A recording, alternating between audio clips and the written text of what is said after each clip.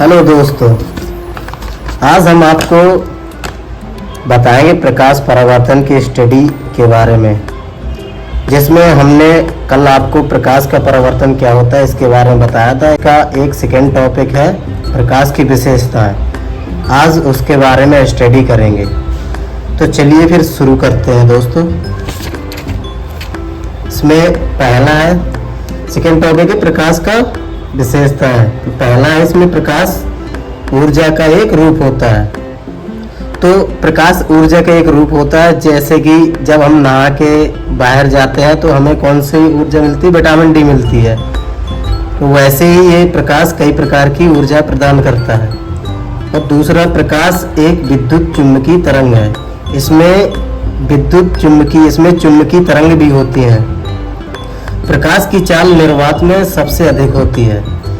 प्रकाश की चाल निर्वात मतलब जहाँ पर ऑक्सीजन का कोई कण या ऑक्सीजन नहीं होती है, उसे निर्वात बोलते हैं। वहाँ पर प्रकाश की चाल 3 लाख किलोमीटर प्रति सेकंड या 3 × 10⁸ मीटर प्रति सेकंड होती है।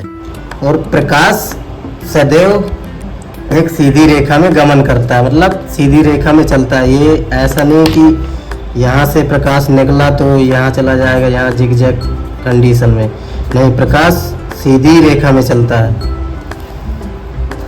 विभिन्न माध्यमों में प्रकाश की चाल भी विभिन्न हो जाती है। जैसे फॉर एग्जांपल निर्वात में इसकी चाल कुछ अलग होती है, जैसे यहाँ बताया गया है।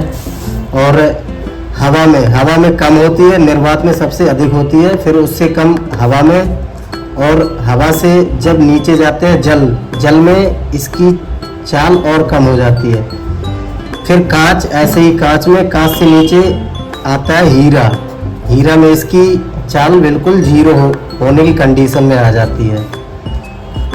ये इसकी विशेषता है। जब निर्वात होता है तो ये पृथ्वी पे जहाँ हम रह रहे हैं, तो यहाँ भी ये हमारी सभी गैस हैं।